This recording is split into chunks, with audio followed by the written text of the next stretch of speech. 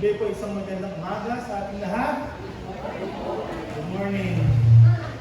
Marahil sa mga binasa po nating talata ay naunawaan na natin ang ating pong magiging tema. Sa serye po ng ating naging pag-aaral sa mga nakaraang mga linggo, kung maaalaala po ninyo, nasimulan natin, He called us according to His purpose. Pangalawa, the purpose of sharing in Christ's suffering. And thirdly, last Sunday, being faithful to the best plans of God. May mga plano ang Diyos at meron siyang dakilang layunin kung bakit nangyayari ang mga bagay kung ito. Ngunit may mga dahilan po kung minsan na nagiging balakid sa atin pong paglakad upang makita po natin ang dakilang layunin ng Diyos. So our purpose in our study this morning is healing for the bleeding soul.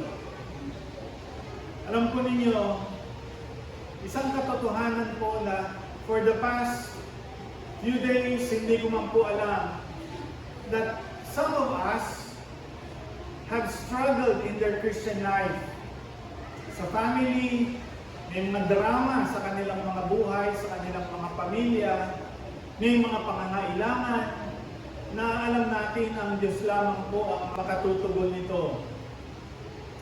So bilang mga Kristiyano, alam natin that we have a bleeding soul.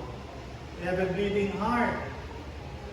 Minsan po ako'y napunta sa isang zoo at napapunta po ako sa mga ibon.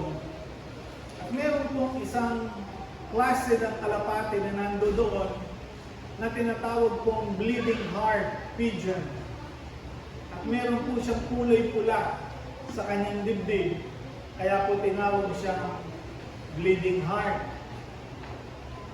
Marahil sa atin din po, may mga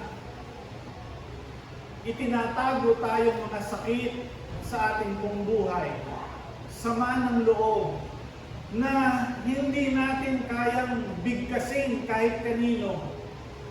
Dahil alam natin, marahil baka tingnan nila tayong mas mababa, o kaya naman, ay sabihin sa atin, napakahina naman ang ating pong pananampalataya. Ngunit kung ang ating pong nararamdaman ay nagbibigay sa atin ng kabigatan, alam natin na ang tanging makapagbibigay po ng solusyon sa ating pong mga buhay ay ang ating pong Panginoong Jesus. Binasa po natin in the book of Leviticus, alinsunod sa kautusan po ni Moses, na kung ikaw ay mayroong issue of blood, ikay dinatnan ng iyong buwan ng dalaw, itinuturing kang marumi, you are unclean. Na siyang naranasan po nitong babae, 12 taon na pong ganito ang kanyang kalagayan. Isipin po ninyo, for 12 years, she was suffering from an issue of blood. Marahil sa ating panahon ngayon, alam natin ang dahilan kung bakit ganito ang kanyang kalagayan. Siya po ay naubusan na ng kanyang kabuhayan at ng kanyang kayamanan sa pagsusumikap na makakita ng kagalingan sa maraming mga manggagamot. Ngunit wala po siya natanggap na kagalingan. Maliban po ng mabalitaan niya ang patungkol sa ating pong Panginoong Jesus, na meron pong mga humawak sa damit o laylayan ng ating Panginoon at sila'y nagkaroon ng kagalingan. At yan po'y mababasa natin sa aklat ng Lucas. So kanya po sinabi sa kanyang sarili, kung baka hawakan ko lamang ang laylayan ni Jesus ay magkakaroon ako ng kagalingan. He came with absolute faith. Ito po ang tinatawag kong the touch of faith. Dahil marahil wala na siyang mapupuntahan maliban sa ating pong Panginoong Jesus. Lahat po tayo ay mayroong pong pinagdadaanan. Lahat po tayo ay may kanyang-kanyang kabigatan na wala tayong pwedeng mapapagsabihan ni may pwedeng malapitan dahil ito po'y napaka-personal sa ating pong buhay at nakakahiya kung ito ay malalaman ng iba. Pero dear brothers and sisters, higit kanino man, higit sa iyo mismo, ang Panginoong Jesus ang nakauunawa ng bagay kong iyan. Sa palagay po ba natin, nung hawakan itong babaeng ito, ang laylayan ng damit ng ating Panginoong Jesus, hindi ba niya alam kung sino ang humawak sa kanyang damit? Alam po niya. Nga lamang nais po ng ating Panginoon na siya mismo ang magsabing, ako po iyon. It is an acknowledge of her deficiency and her need of a Savior. Sa panahong iyon, ang kaligtasan ng kanyang katawang lupa at ang tanging Panginoong Hesus lamang ang makapagbibigay ng kagalingan. Not only are we supposed to ask God for healing sa ating physical body, but more so sa ating pong spiritual na pangangailangan. Kaya nga po tayo dumadalo every Sunday. We go to church to worship God in spirit and in truth. Isa po sa mga inawit natin ay langit. Sino po sa atin na sa loob ng isang linggong ito, naisip niya at naalaala niya na merong langit akong pupuntahan?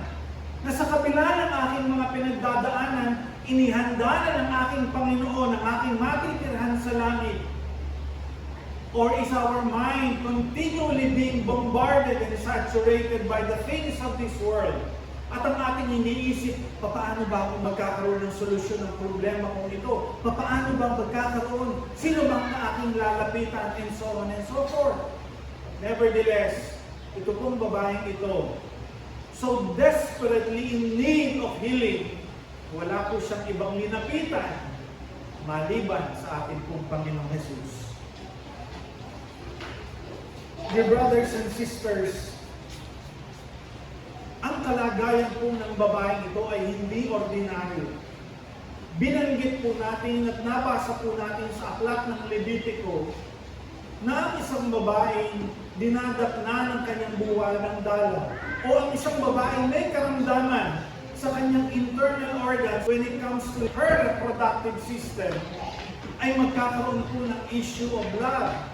At ang turing po ng banal na kasulatan, siya ay marumi. She is impure. Isipin na naman po natin kung paano po niya naranasan ang rejection. May sakit na nga, i-reject mo pa. Dahil kapag ikaw po'y nahahawakan o nakasama mo ang babaeng ito, ikaw man ay impure. Ikaw man ay unclean. So, nararanasan ng babaeng ito is isolation. Siya po'y malalayo. Hindi po pinapansin kapag siya'y sumasali sa grupo ng mga marahil dati niyang kakilala dahil alam nila meron siyang issue of blood, lalayuan siya. Rejection and isolation at ano pa po, despair. Isipin po ninyo yung wala kang makausap, walang ibang dumamay sa'yo dahil sa iyong karamdaman. Meron ka ng sakit, meron ka namang nararamdaman, pero wala pang dumaramay sa iyo dahil ayaw nilang mahawahan sila ng iyong karamdaman. She was broken emotionally, physically, and financially. Kung kumisa ng masakit, may sakit ka na nga, gagastos ka pa. Hindi po ba kaya mahirap magkasakit? Magastos po ang magkasakit. Masakit na ang katawan mo, masakit pa ang bulsa mo. Hindi po ba? Kaya nga po, we always pray for our dear brothers and sisters. Lalo na po ngayon, meron naman pong banta ng another virus. No? Alam po ninyo, this woman kept searching for solution. Bakit po siya rejected? Spiritually, kapag ka po ikaw ay alam nilang may kasalanan, o isang babaeng marumi, walang gustong maging kaibigan sa iyo. You will feel rejected. At alam po ba ninyo na the prime source or basis for many suicides in this world is they are rejected. Peer pressure, being bullied in school. Noon lamang pong nakaraang eleksyon, di po ba? Merong nagpakamatay dahil binuli siya sa kanyang social media. No? Nagpakamatay. And many such things because of being rejected. Dear brothers and sisters, this woman spent everything, lahat ng kanyang kayamanan para lang gumaling dahil nais niyang manumbalik yung kanyang dating pamumuhay. Ngunit wala pong naging improvement sa kanyang kalagayan. Marami siyang pinuntahang mga doktor over the span of 12 years. Ngunit hindi pa rin po siya nakatanggap ng kagalingan. None could help her. So in search for the cure, wala po siyang ibang nilapitan kundi ang ating Panginoong Jesus. In the book of Psalm, binasa po natin in 147, "Praise ye the Lord, for it is good to sing praises unto our God. For it is pleasant and praises comely. The Lord doth build up Jerusalem, He gathereth together the outcast of Israel." Verse 3, "He healeth the broken in heart, and bindeth up their wounds." Buong Israel po ang nais tulungan ng ating Panginoon. He heals the broken-hearted. Yung mga may pinagdadaanan, yung may mga hugot sa kanilang buhay. No? He heals the broken-hearted and He bindeth up their wounds. Yung pong pagbibigay ng benda sa kanilang mga kamay upang hindi ito makita at magkaroon ito ng kagalingan. Now, dear brothers and sisters, what is the character of our God? Kung tatanungin po natin at nais natin makita kung ano ang nasa puso ng ating Panginoong Jesus, He wants to heal us. He wants to see the better of us. Makita niya yung maganda at mainam sa ating mga buhay. Ngunit kagaya po ng ating naging pag-aaral, a few weeks ago sa ating pong devotion, nagtanim ang isang mahusay na magsasaka ng mga mabubuting binhi. Ngunit habang ang naghasik ng mabuting binhi ay nagpapahinga, natutulog, kinagabihan ay naghasik din ng masamang binhi ang dyablo. Nang mapansin ito ng kanyang mga katiwala, ang sabi niya sa kanilang master, "Hindi po ba kayo ay nagtanim ng mabuting binhi? Pero bakit may nakikita kaming masamang binhi? Gusto po ba ninyong bunutin namin?" Ang sabi po ng master, "Wag! Wag! Hayaan mo silang tumulong magkasama. Bagamat halos magkahalintulad sila, pero hindi sila pareho. Anong kanilang pinagkaiba? Their value. Ang kanilang halaga. Yung halaga ng damo na hawig ng puno ng trigo, pagdating ng araw ng pag-ani, ang sabi po ng master, unahin ninyong kunin at bunutin yung mga damong iyan. Bungkusin ninyo at ihagis sa apoy. There is a destiny for these imposters, sa mga hindi totoo. Ngunit, yung tunay na mabuting binhi ang dadalhin sa kaharian.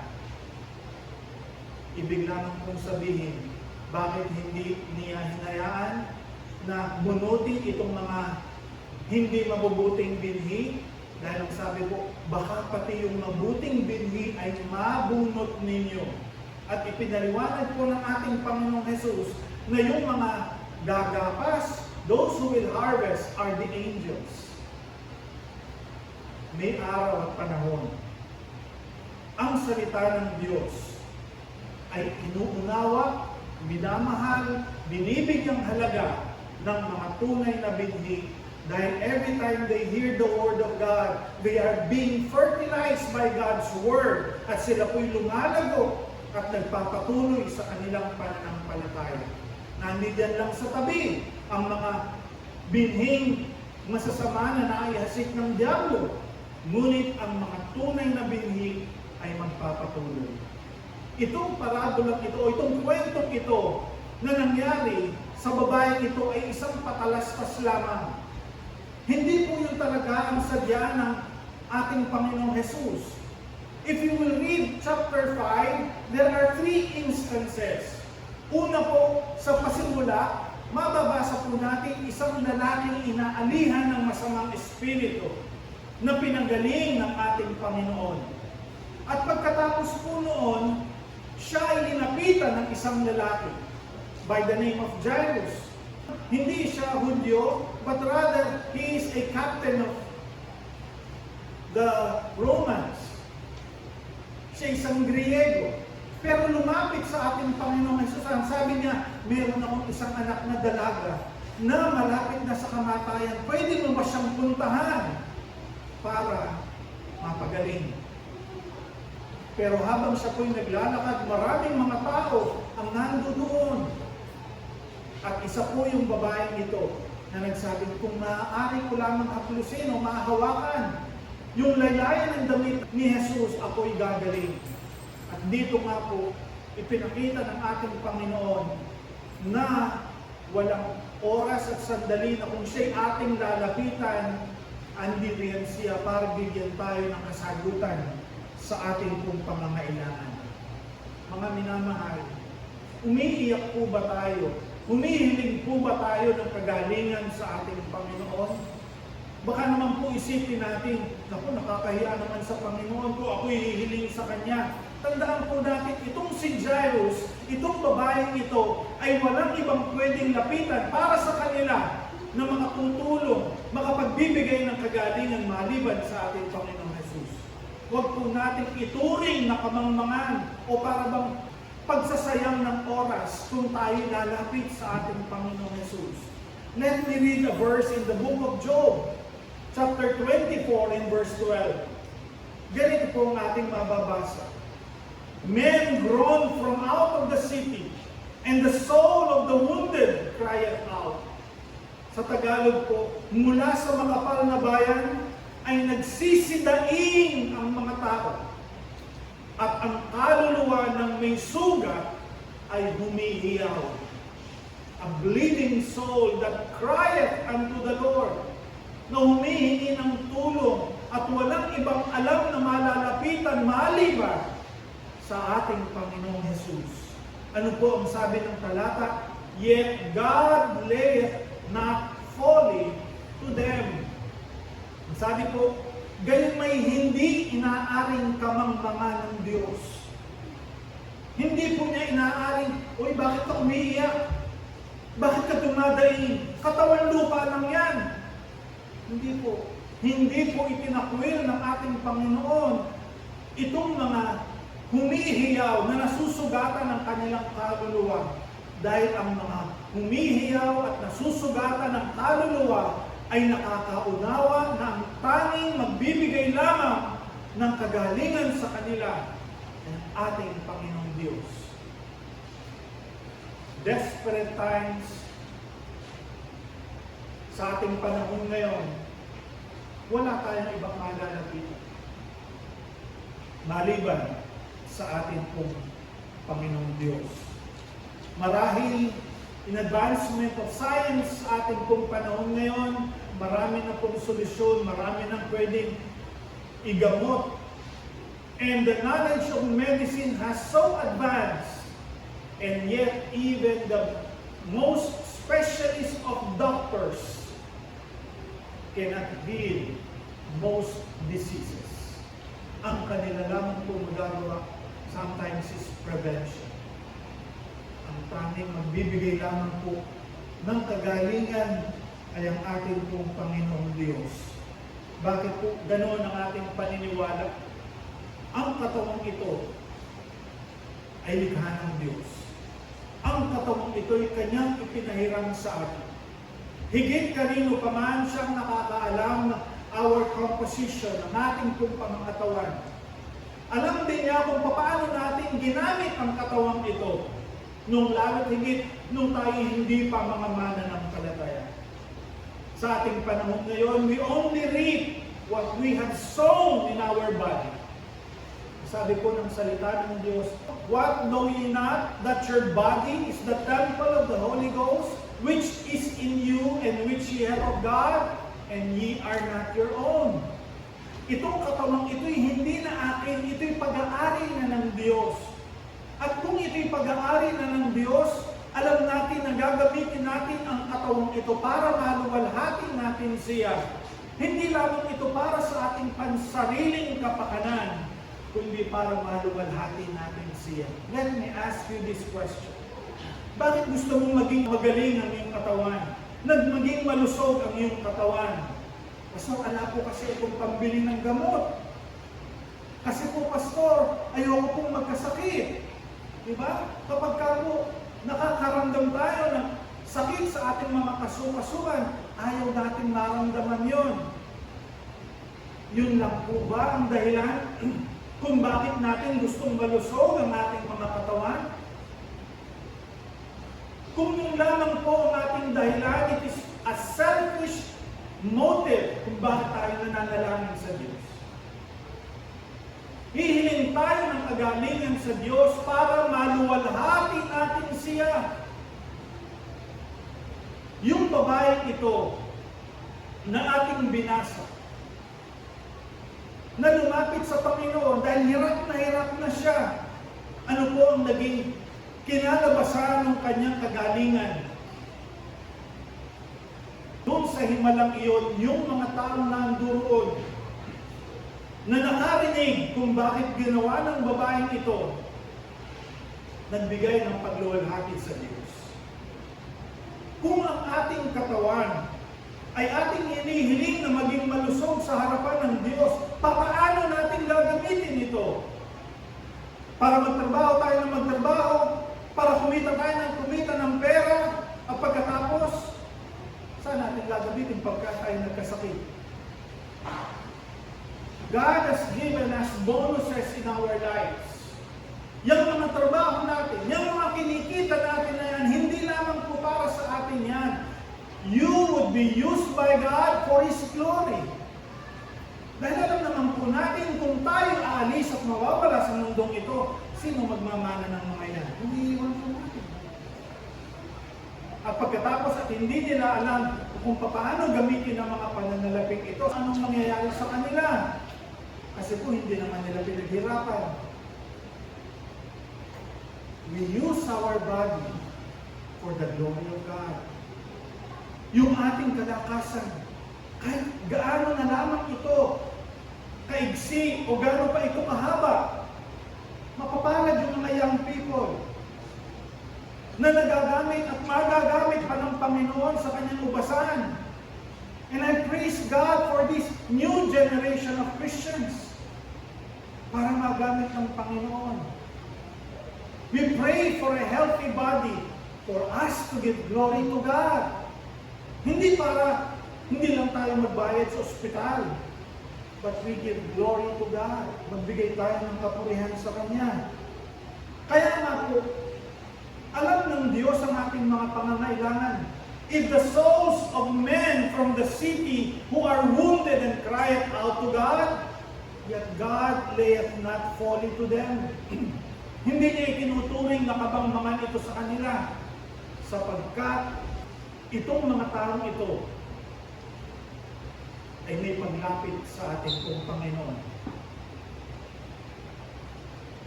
Marami po, many choose not to address the issues of their bodies, but they suffer in silence. Gusto nila makita ng mga tao na sila'y maayos, mabuti ang kanilang pangangatawan. Humingi po ako ng paumanhin sa inyo for the last Wednesday, di po ako nakadalo dahil ilang araw lamang po ako nakahiga. nanghihina at masakit yung aking buong katawan. Pero bakit po ako nakatayo ngayon? For the glory of God. Sabi po ng kapatid, Pastor, bakit ka muna hindi magpahinga? Marami po akong oras at panahon para magpahinga. Pero hindi ngayon. Hanggat kaya po, nais ko pong bigyang kaluguran ng ating pong Panginoon.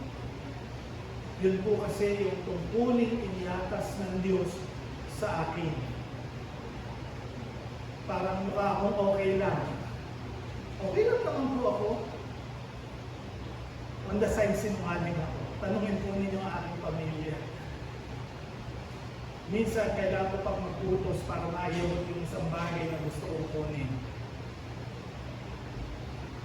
But why do we pray for a healthy body? It is for us to give glory to God.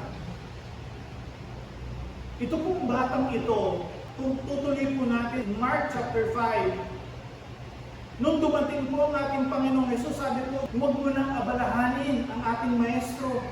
Huwag mo na siyang abalahanin. Bakit? Patay na ang bata. Patay na ang bata. Pero sabi ng ating Panginoon, hindi pa siya patay. Siya'y natutulog lang. Siya'y natutulog lang. Nagtawanan po ng mga tao. Dahil alam nilang patay na, wala nang buhay ang kanyang katawan. Nag-iiyakan na nga. Ando doon yung ina ng batang ito. Pero ang sabi ng ating Panginoon, halika kayo, Jairus at yung kanyang asawa, Peter, James, and John, tara pumasok tayo. Bakit po sila lang? Marahil sana, pati yung mga tao na nando doon sa labas na nagtatawanan, ipapakita ng ating Panginoon na pwede niyang pagalingin itong dalagang namatay na ito. Pero bakit hindi po isinama ang mga ibang tao? Dahil hindi naman po sila naniniwala. Wala naman silang pananampalataya na kayang pagalingin ng ating Panginoong Hesus itong dalagang ito. Sino lamang po ang merong paniniwala at pananampalataya maliban sa ating Panginoong Hesus? Yung kanyang dalawang magulang, yung kanyang nanay at tatay. Dahil wala pong ibang nasain itong mag-asawang ito, kundi makita pa nilang magaling ang kanilang anak. Sino pa po? Yung kanyang mga disciples, the very faithful servant ng ating Panginoon na nakakita na ng maraming himala. At ito pa ba ang hindi magagawa ng Panginoon? These are only the people who believe, na naniwala na kayang pagalingin ang ating Panginoong Hesus ang dalagang ito. Pinagaling nga po at siya ay nabuhay. Dear brothers and sisters, meron anxiety sa ating pag-aalala. Paano na ang aking buhay? Paano na ang aking kinabukasan? And there are depressions in our lives. And there are resulting into high blood pressure. Mataas ang aking high blood. Parang doble-doble po ano. Mataas na nga, high pa. Resulta po yan ng anxiety and depression. What happens to your soul, makikita yan sa ating body. Dahil mamaya makikita po natin that the spirit, the soul, and the body are intertwined. Pansinin po ninyo, moving forward, if your spirit na nakikipag-ugnay sa Diyos ay hindi matuwid, your soul, yung mga decisions natin, yung mga nararamdaman natin will also fail. Nandiyan yung anxiety, nandiyan yung pag-alala, nandiyan yung mga iniisip natin, ala pa nga, nandiyan na, parang nangyari na sa ating buhay. So what will happen? Depression, stress na ating nararanasan. No? Meron tayong, sabi nga po natin, kung minsan yung sakit natin stress lang yan Alam natin na Kasi nga po, nag-iisip tayo. That's why our spirit, our soul, and our body are intertwined. If your relationship with God is correct, tama ang iyong relasyon sa Diyos, matuwid ang iyong paglakad sa Diyos, your decisions in life will also be right. Magiging tama. Your family will be walking the right path of righteousness. Ano magiging bunga? Masaya ang iyong katawan? You would be happy? Lulusog ang iyong katawan? Bakit? Your spirit is okay, your soul is okay, your body is okay. That's why Paul said in 1 Thessalonians 5:23, and I pray your whole spirit, soul, and body be preserved blameless. Na walang magiging kapintasan. Your relationship with God is okay. Your soul is okay with God. Your body is okay. It will be preserved blameless until the coming of our Lord Jesus Christ. Hanggang sa kanyang pagdating. Dahil yun naman po ang ating pangarap. Yun ang ating nasain. Na tayo ay datnan ng ating Panginoon. Yung ating espiritu ay patuloy na nakikipag-ugnay sa Kanya. Our decisions in life is always for the good of God, for the glory of God, para mapapurihan natin siya. Magkaroon tayo ng mga bunga. Nakakikitaan tayo ng katuwiran mula sa ating Panginoon. What will happen? Maganda ka na, gaganda ka pa. Yung kulubot mo sa mukha, mababawasan. Bakit? Hingiti ka. Hindi ka simangot. Masaya ka. Gusto ko ba ninyong kumami? Siyempre, ayaw po natin. Gusto natin maging maganda tayo. And beautiful Christians have the Spirit of Christ in them, walking in love for the brethren, hindi nag-iisip ng anumang bagay na negative sa kanyang kapwa, but rather he walks in the Spirit kasama ng ating Panginoong Diyos. Psalm 88 verse 3, ang sabi po, for my soul is full of trouble, and my life draweth nigh unto the graves. Pansinin po ninyo, ang ating buhay ay puno ng libos ng mga kabagabagan, at ang ating buhay ay nalalapit sa Sheol. May problema ka lang, gusto mo nang mamatay. Ito ba? Para bang pasangko ang buong daigdig. Na para bang ang buong mundo, ang lahat ng tao, nakasentro sa iyo. You are the center of the universe. Sapagkat ang ating kaluluwa ay lipos ng mga kabagabagan, at ang ating buhay ay nalalapit sa Sheol. Ako'y nabilang na sa kanila na nagsisibaba sa hukay. Sige mo, tinuring na niya ang kanyang sarili. Matay na ako kanini. Sa dami ng aking problema, mamatay na ako. Baka nalo kong get near, matay na ako kanini. Hindi po ba? May problema ka kung gusto mo nang mamatay. Why? Because you are so depressed. Where is God? Nasaan ang Diyos?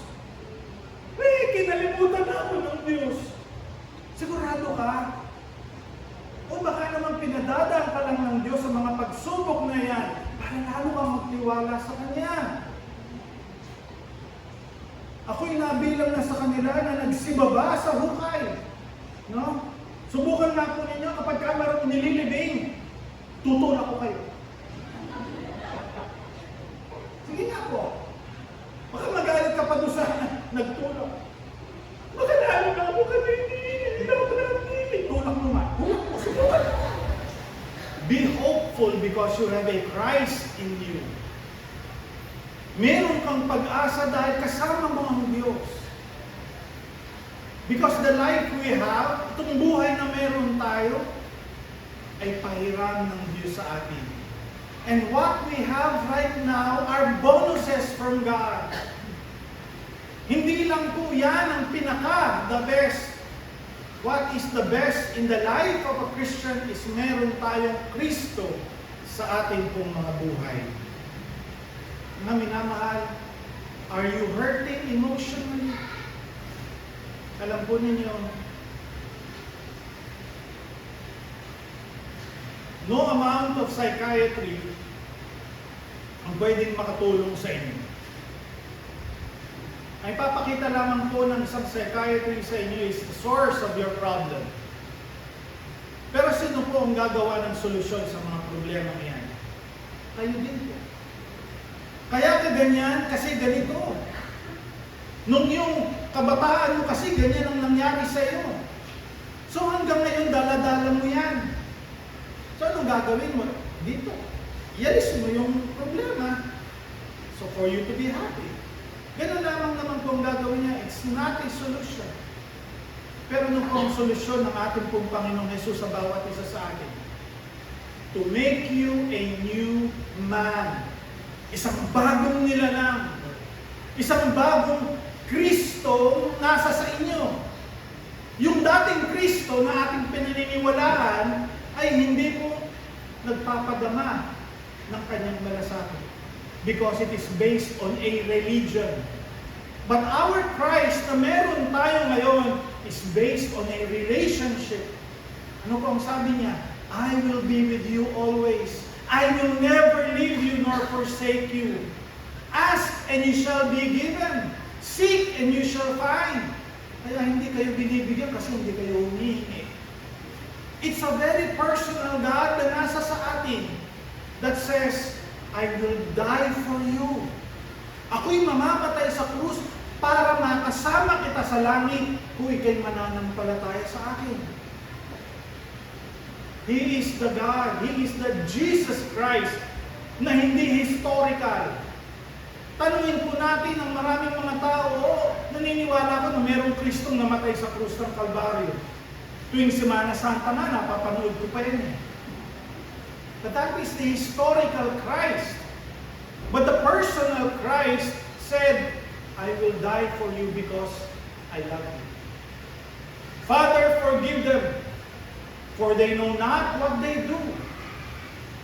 Nandoon yung pangunawa na bagamat nandoon sa harapan niya ang mga taong umalipusta sa kanya, nagpako sa kanya sa krus, pero ang sabi niya, Ama, patawarin mo sila. Hindi nila alam ang kanilang mga ginagawa. John had mentioned something. 3 John verse 2. Beloved, I wish above all things that thou mayest prosper and be in health, even as thy soul prosper. Tagalog po. Minamahal, ang ating hangad, higit sa lahat, ng mga bagay ay umunlad ka at maging malusog. Kung papaano rin namang umuunlad ang iyong kaluluwa. Magkadugtong po. Yung kaluluwa na nagdidesisyon, nasasaktan, umiiyak, natutuwa, yun ikaw. Yun ay ikaw. Kung malusog ang ating kaluluwa, sa ating mga desisyon, sa ating mga ginagawa para sa Panginoon, yan ay malusog, yung ating katawan din ay lulusog.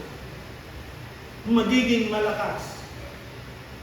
Hahaba ang ating buhay. Dahil tumutupad tayo sa mga salita ng ating pong Panginoon. Again, Paul mentioned something. And the very God of peace sanctify you wholly. Pabanalin kang buong-buo. Your spirit, your soul, and your body be preserved blameless unto the coming of our Lord Jesus Christ. But sometimes our body, our soul, and our spirit is broken because of sin. Kung meron tayong iniingatang kasalanan, sabi po ng Psalm, if I regard iniquity in my heart, the Lord will not hear me.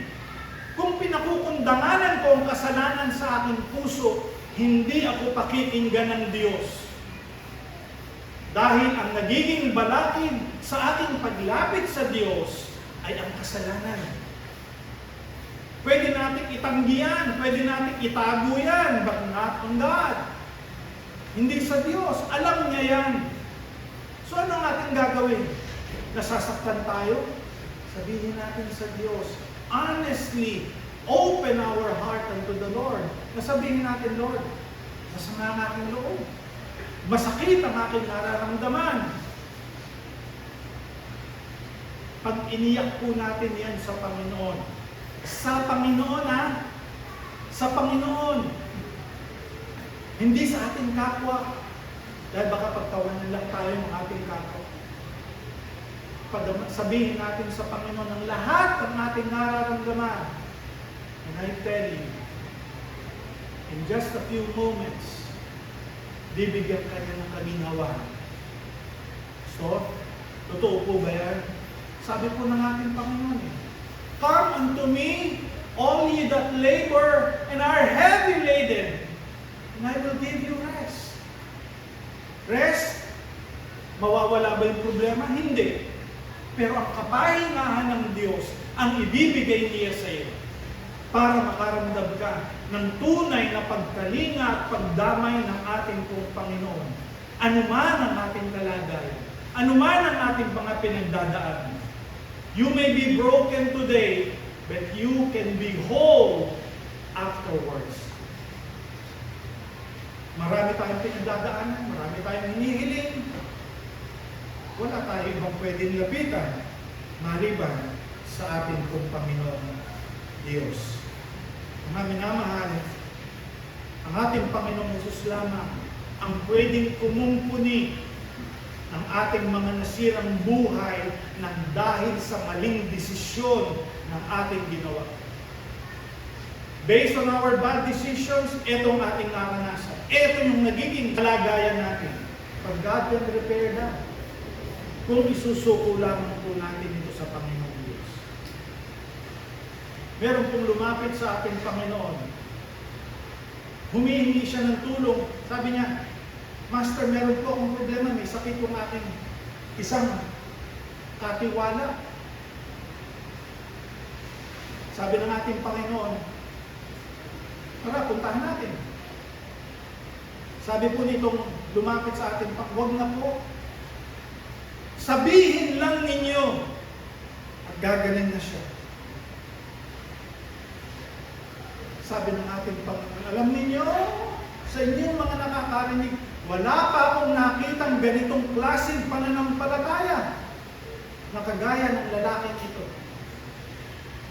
Dahil kahit na hindi pa niya nakita ang kamay ng Panginoon kung paano kumilos, naniniwala na siya na mapapagaling ng ating Panginoon. Sabihin lamang po ninyo, gagaling na yung ating katulong. Sabihin lang ninyo.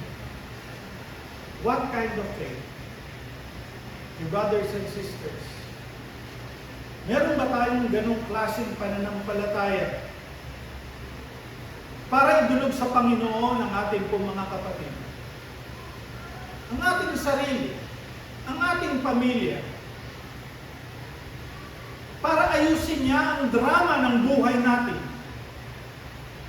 Yung mga hindi natin kayang solusyonan, bakit din natin idulog sa Panginoon?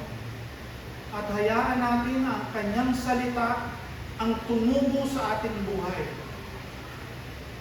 Na ang kanyang salita ang mangusap sa kanya sa pamamagitan ng banal na Espiritu. In Psalm chapter 147 in verse 3, ulitin ko lamang po at dito tayo magtatapos. He heals the broken-hearted and binds up their wounds. Tanging ang Diyos lamang po ang makagagawa ng solusyon na yan.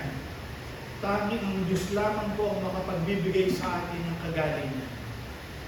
Itong babae, sa loob ng 12 taon, hinipo lamang po niya ang laylayan ng ating Panginoon.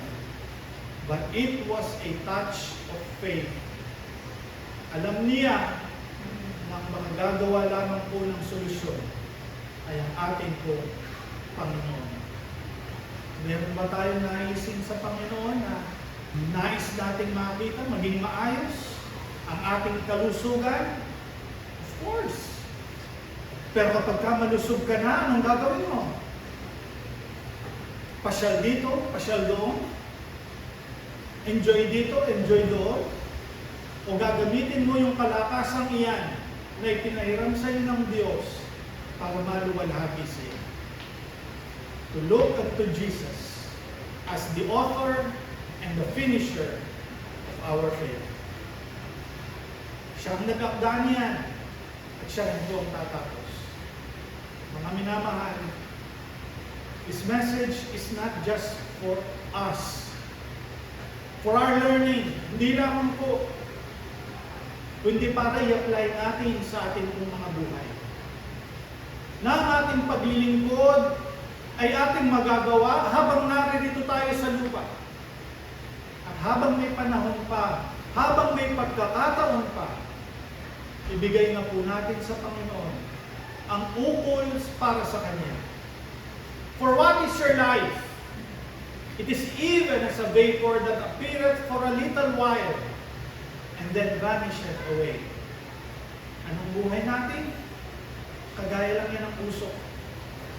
Nakikita mo ngayon, maya-maya, wala na. Nevertheless, only what was done for Christ will last. The legacy of your Christian living, the legacy of your faithfulness, the legacy of your service para sa Panginoon, yun ang maiiwan, yun ang maaalaala ng mga tao. Kagaya po ng awitin ni Steve Green, "Oh, may all who come behind us find us faithful." Tayo po manalangin. Dakilat makapangyarihan namin Diyos, salamat po sa iyong paalala sa amin na ang aming buhay ay hiram. At kung paano namin ito kalingain, paano namin ito gamitin, alam namin, Panginoon, ito ay para sa inyong ikaluluwalhati. May you be glorified in spite of our unfaithfulness, in spite of our continued sin namin nagagawa. Pagpalain mo nawa po ang aking mga kapatid. Alam ko pong meron silang mga kanya-kanyang kahilingan sa inyo. Ngunit alam din po namin na kayo po lamang ang pwedeng makatulong sa bawat isa sa atin. Hindi ko po alam ang kanilang mga pinagdadaanan, pero hayaan po ninyo na kayo po ang magbigay ng kagalingan, paghilom sa kanilang mga sugat na nararamdaman upang magamit ang kanilang buhay para sa iyong ikaluluwalhati. Maraming salamat po kami. Nawa ang mga salita mo na aming narinig ay patuloy na matingo sa aming mga puso't kaisipan upang sa loob ng mga susunod na araw ay maalaala namin kung gaano po ninyo kami kamahal, kung gaano kahalaga ang aming buhay sa inyo, nang nais po ninyo kami maging malusog sa aming pong espiritu, sa aming kaluluwa, maging sa aming katawan. Maraming salamat po. Pinupuri at pinasasalamatan po namin kayo. And now the God of peace that brought again from the dead our Lord Jesus, that great shepherd of the sheep, through the blood of the everlasting covenant, make you perfect in every good work to do His will, working in you that is well-pleasing in His sight. Through Jesus Christ, to whom be glory forever and ever. Amen and amen. God bless us all po. Under His wings I'm safely abiding, though the night deepens and tempests are wild. Still I can trust Him, I know He will keep me. He has redeemed me, and I am His child. Under His wings, who from His love can sever? Under His wings my soul shall abide, safely